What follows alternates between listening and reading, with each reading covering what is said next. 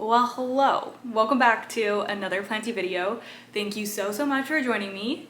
My name is Fern if you're new, and today I'm going to be showing you all of my favorite plants for the month of October. So all the plants that I've just been especially loving the past month. I also like to combine my monthly favorites with like a monthly haul, so any new plants that I may have acquired over the past month. And I think that I only have one for October, but it's a good one because it was a plant that I had really been wanting. I've shown it in a couple of videos already, so you may have seen it, but it is my philodendron Paraiso Verde, and I've had this for, oh my goodness, probably about 2 to 3 weeks now, and it's doing really well. It's completely settled in, and it's actually given me a new leaf also. It's this one. The one with the least variegation, of course. I know that the variegation with these is highly temperature dependent, so I'm thinking of getting this a heat mat for over the winter. I just need to order one because I don't have one right now, but some of the older leaves are just so gorgeous, so I'm really hoping to get this kind of like minty marbled look back in the leaves, but it could be tough over the winter, so we'll see how it goes. But either way, I'm so excited to have this philodendron in my collection and to just try my hand at growing it, because I know variegation wise it's sometimes not the easiest to get to look nice and to get that variegation to come through, so a bit of a challenge plant for me, I suppose, but yeah, I'm really excited to have it. Okay, so now for the plants that I've picked up to show you. I have 9 of them, so I'm just gonna grab them at random. I feel like I have a really good assortment this time. The first one is my beautiful, incredible Ficus velosa. And I've shown this a little bit recently on my Instagram stories and maybe even here on YouTube. Sometimes it's hard for my brain to keep track of which plants I've shown recently or not. But yeah, Ficus velosa is an incredible shingling ficus, and the reason that I love it so much is because it's hairy. I don't know how well the camera will pick it up, but it is very fuzzy. Do you see that new leaf on the end there? The baby leaves are really fuzzy, and then the fuzz kind of gets dispersed over the leaf as it expands, but nonetheless they all have hairs all over them, and it's just such a unique plant. Other than the fuzz, it's also just incredibly beautiful. I love the heart-shaped leaves. I love that the new leaves come in that bronzy red color, and then they deepen into just this really gorgeous dark green. They almost look velvety. They're just so pretty. I love this plant so much. I'm currently growing this in my IKEA greenhouse cabinet, but I do have a plan for what I'm gonna do with this, so I'll probably be repotting it soon and putting it in like a new little setup because it is supposed to shingle, so I'm gonna need to kind of find a more permanent home for it. But yeah, wow, it's just such a beautiful plant, so perfect for October. I actually bought this plant for one of my spooky repot projects that I did last year, and now I've chopped it up and I'm just growing a few of them out. But yeah, this one has just, it's settled into the cabinet so nicely and it's just looking so gorgeous. It's such a unique one. I love it. Okay, next is a big one, so I might need to back up here. Okay, it's strapped onto this Rousseau hole mount, so I'm just gonna leave it on there. But it is my Monstera escaleto. Look at it! I cannot believe how big this thing is getting. Like, seeing it in the viewfinder, I'm like, oh my gosh, what the heck? I got this as a cutting. Charmaine actually sent me this as a cutting from her plant, which was so nice because she knew that it was one of my like top wish list plants. So that was so generous of her. I'm so glad that I get to have this plant. I really wanted it because Monstera adansonii is one of my all-time favorite plants. And this one is like a Monstera adansonii on steroids, you know? Like, it's massive, the leaves get huge. This is nowhere near how mature, like how large the leaves can actually get. Mine, I haven't even been growing it out for terribly long. Like, it has some of the older leaves down there, and then it just like boom, it just exploded with leaf size up here. It's climbing a Rousseau pole, like I said. I have it in a chunky potting mix. And I've also been experimenting with the BIOS fertilizer for this one, so it really seems to like that. As you can see, we have a new leaf on the way.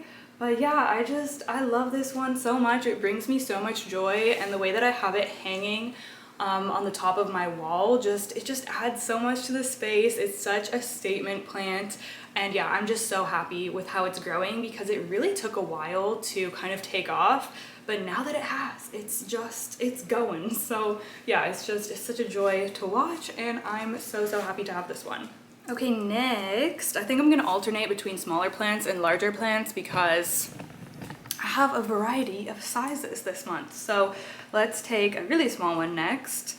This one is my Philodendron Micans Halo variegated. So it's just a small little baby. I mean, it's actually grown a lot since I got it. I think it only had did it only have one leaf when I got it? I honestly think that it did. And now it has 5 leaves. And more on the way.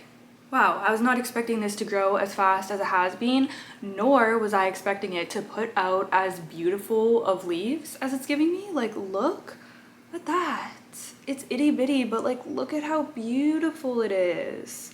It's so cute. This is another one of these plants that gives me fairy vibes. Like, something about them just looks so delicate. Here's another really, or is that the one I just showed you? No, I think it's a different one.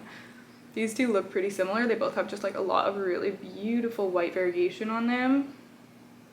Look at that, so cute. The other plant that I have that gives me fairy vibes is my variegated vanilla orchid. I don't know, there's just some plants that just look so dainty and delicate, and I just feel like I would find them in a little fairy forest. Like, look at how pretty that is. Yeah, I love it. Some of these bigger leaves are really interesting. It has the halo variegation, but then there's also a dark border like after the white. It's really, really cool. Each leaf is quite different, so it's kind of fun to grow. I'm not sure what I'm gonna do with this. Should I trail it? I'm tempted to just do like a full pot of this, like maybe even cut this up and root them and then do like a full little bushy pot. I feel like that would be really cute. That's kind of the route that I'm thinking I should go, but if you have any ideas of how I could grow this, let me know what you think in the comments. That one is living in my IKEA greenhouse cabinet, by the way. I like to try to tell you guys what conditions they're living in and stuff. Okay, we're gonna do another big one, and this is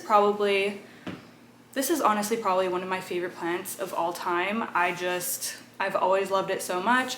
I've always had good luck growing it. And it's so unique. It honestly blows me away. The texture, the color, everything. I love it. And that is my amedium medium silver.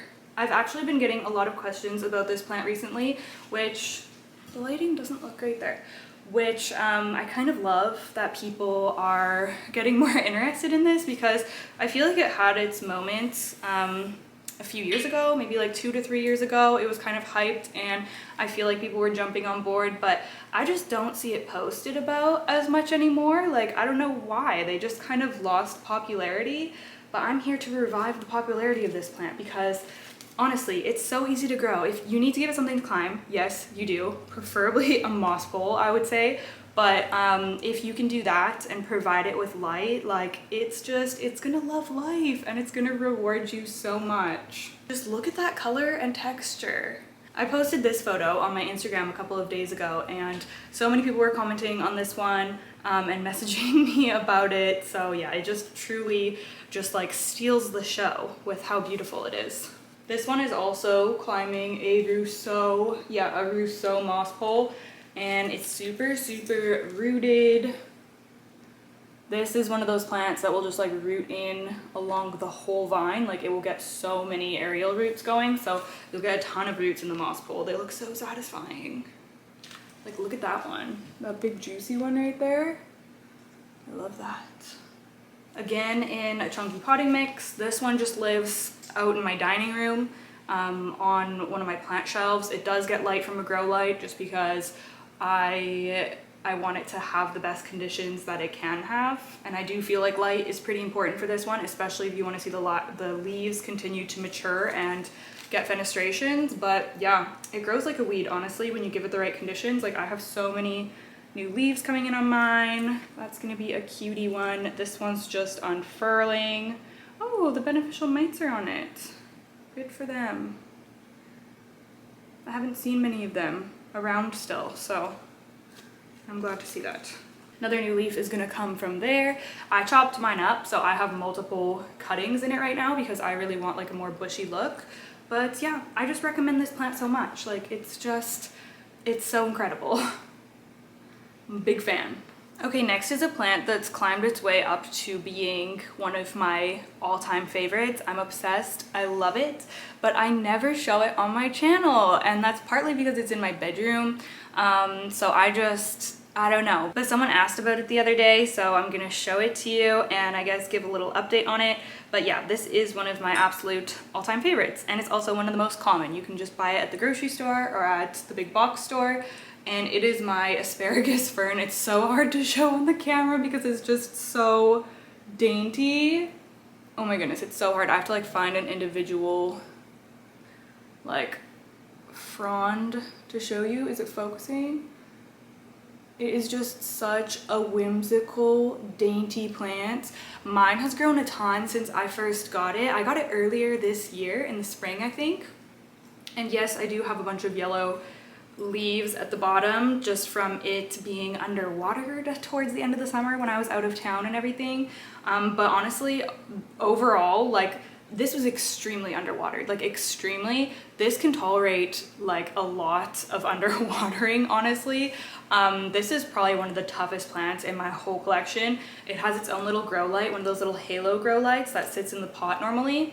But other than that, like, it really gets neglected and it just doesn't ever complain, besides just those few little yellowing fronds at the bottom. But that's okay, you know, it's all good. It's just such, oh my gosh, it doesn't help that the sun is like, let me go here. Is that better? It's just such a unique one. There's genuinely not another plant in my collection that is anything like this. It's so fluffy and it's just, I couldn't recommend this more. I actually want to figure out how to propagate this. I don't know if you can just do it by cutting or whatever. I'm gonna have to look it up. But I really want to propagate this and have it around my house in more different spots because I just love it so much.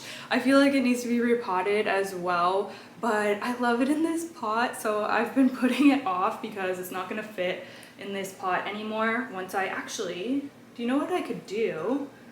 I could pot it directly into this pot, because it has drainage, and then it would have a lot more room because it's round, you know?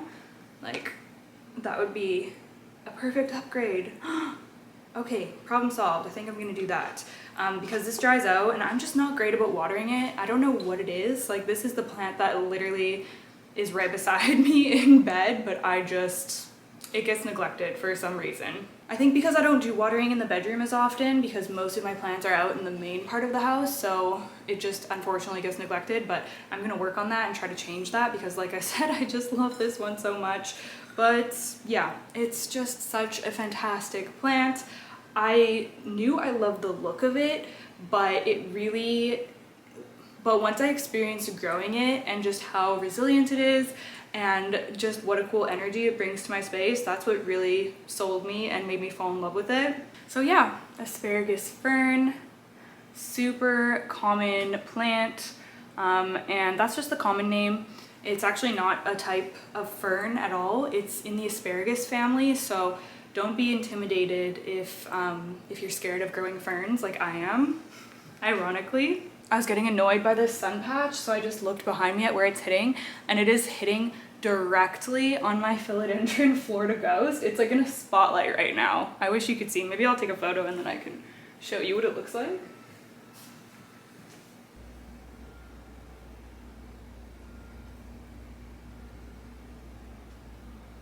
That actually looks so cool, and it makes me happy because now I know that my Florida Ghost is getting some direct sun. I mean, I'm sure it doesn't stay there for very long, but I was annoyed at that sun patch because it looks bad on the video, but we're just gonna have to put up with it because it's for the Florida Ghost. Honestly, the Florida Ghost should be one of my favorites as well. Maybe we'll name that number 10. I'm not gonna take it down, but Yeah, I've been obsessed with this plant lately. I love it so much so that I actually propagated it this month because I want to have another plant of it. I want to have a climbing version and this trailing version that I have there. Not version, it's the same plant, I'm just growing it different ways, but I have my little Florida Ghost cuttings here and they're rooting up really well, if I can get it out. I also have some epipremnum cuttings in here too. But yeah, we got some nice rooties there, if you can see that. So that's really great. And I also have a new little leaf here, a new little ghosty leaf. Like, how cute. This plant is so undemanding. I just love it. It's very on theme for the season. Okay, so next I'm gonna show you I actually have 2 begonia. Oops, I know I just did my begonia collection video, which if you haven't watched it, go watch it. I promise you, even I know some people are like, begonia, whatever. But honestly, I have some cool begonia, and I think that you'll like it. So go watch. But this is my begonia Irene Ness, and it just has been catching my eye lately because, well, I noticed it was getting this crisping on a couple of the leaves, and I was like, okay, not really sure what's going on there, probably underwatering honestly, but I was considering that perhaps it was too close to the grow light because I had this on my plant shelf under the Bonia grow lights, and I find that with the Bonia grow lights my plants really have to be in the sweet spot. Like, for a lot of them they can't be too close, they'll get burned, but they also can't be too far away or they're not going to get enough light. So I felt like this one was getting too close and getting too much light because look, she's getting kind of tall now. So I decided to move her away from the grow light and I just kind of put her off to the side of the shelf. And then, you guys, she came out with this beautiful leaf. And I was like, oh my gosh, are you kidding me? It's so shiny and dark and large. This is like my dream leaf for this plant. It's just beautiful. Oh my goodness, imagine when I have a full big plant of this. Oh, it's gonna look so gothic and incredible. Yeah, I'm such a fan of this one. Really cool. The new leaf looks like it's coming in a little bit janky, which I'm assuming is from underwatering. Like, it looks like some of the coloring is weird, so that's probably my bad, but this leaf is really what I've just been drooling over lately. Like, it's so pretty, and the size up from this, it went from this to this. Like, look at that. It's so gorgeous. Man, plants that size up without moss poles or without support, I love, because I do be maintaining a lot of moss poles around here. So the plants that don't need it, I'm big fans of. But yeah, Begonia Irene Ness, she's stealing the show. My goodness. Okay, next I have an epipremnum to show to you, and I know that this looks so crazy. It's a very full pole of epipremnum. This is my epipremnum skeleton key, which is a really cool, unique epipremnum that I don't see a lot of people grow, honestly, and I think maybe it's because the juvenile leaves just look kind of, I don't know, they just look kind of like your standard pothos. I think that they're really pretty still, but I can see why people would overlook this one. Because you really have to grow them out to maturity, not to like full maturity, but it takes some maturity to see the leaf shape change into what it's meant to be, I guess. So the reason that this is on my favorites and the reason I've been loving it so much lately is because I am getting some of those skeleton key shaped leaves, and I just think that is the coolest thing ever. So I have a couple of them to show you. This is one of them. And this one actually has a bunch of little fenestrations as well. I don't know if the camera will pick it up, but there are just like little tiny pinhole kind of fenestrations in there, which is just so cool. I don't think I've ever had fenestrations on a skeleton key before. This obviously needs a pole extension too, I know. Don't come at me. I am not good at extending my poles. We know this by now. But I am gonna do it soon. But yeah, that is the first leaf that I've just been like, wow, like that's so cool. And this one, you guys, it's even more dramatic. I don't think it has the fenestrations, but the shape is so cool. Look at that. It's literally has that skeleton key shape. Like, how neat. Oh my goodness, I just love that. Every time I look at it, I'm like, this is just so unique. I love that. I think it is just like, wow. It's so cool because I have a lot of plants that change, their leaves change as they gain maturity, but I don't know if I have anything that changes as drastically as this, considering it's not fully mature. Like, you know, there's things like the Monstera dubia that you have to grow out for quite some time before you get that dramatic leaf change. But this, like, it's not even that, you know, we went from this to a little bit more key-shaped to really key-shaped in 3 leaves, right? Like, that's really cool. So yeah, I love this plant, and I would like, oh, there's one on this vine too. I would like to see more people grow it. If you have one, leave a comment down below. I would love to hear from you. But yeah, really, really cool one. And then last but not least is another begonia. So you've seen it recently, but it's just exploded with growth even since I did the begonia video. So yeah, I don't know. I've just been looking at it lately and I'm like, how are you so bushy all of a sudden? Like, it really, oh my goodness, it's putting out so many new leaves. Like, it really just started doing the most. And it is my begonia. I had it in this little cloche guy, which it looks really cute in the cloche actually. I should have left it on. Had it in this little cloche and then took it off to reveal. Oh my gosh, it's such a cool one. Yeah, Begonia lyalii has a really unique shaped leaf. Look at that. And it's just been growing like crazy. Look at the size of some of the leaves I'm getting. Look at that. That big leaf was not there when I did my begonia video. Like, there's no way it was. It's huge. It's so huge. This one too. Like, what the heck? Look, it's like a full little cup of cilantro now. It's so cute. I can see all these new little ones coming in underneath. You see those little baby ones sprouting in? Oh, this is just such a cool plant. I'm growing this in the Crystal Star Nursery pond. And now that it's settled in, it's super, super happy. As you saw, I grow it in the cloche, so it's like 100% humidity, which it seems to love, so I'm just going to continue doing that. This also grows under my Barina grow lights on my plant shelf, and it's just like loving that.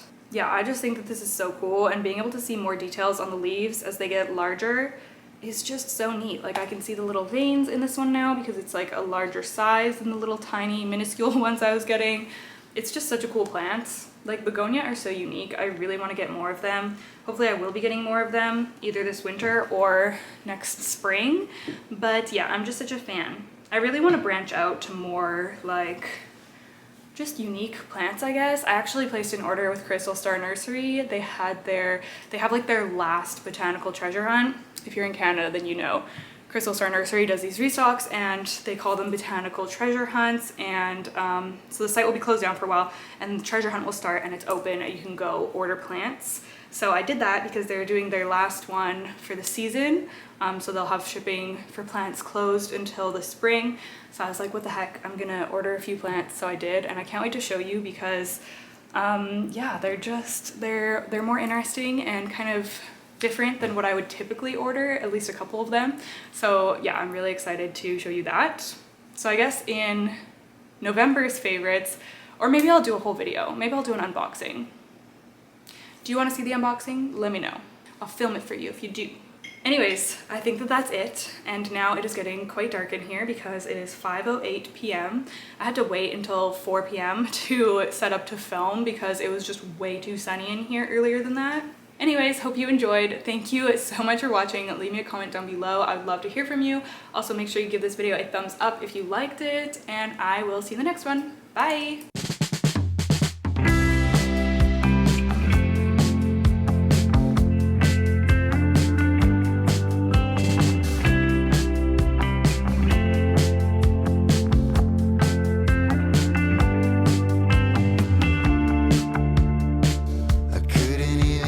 Try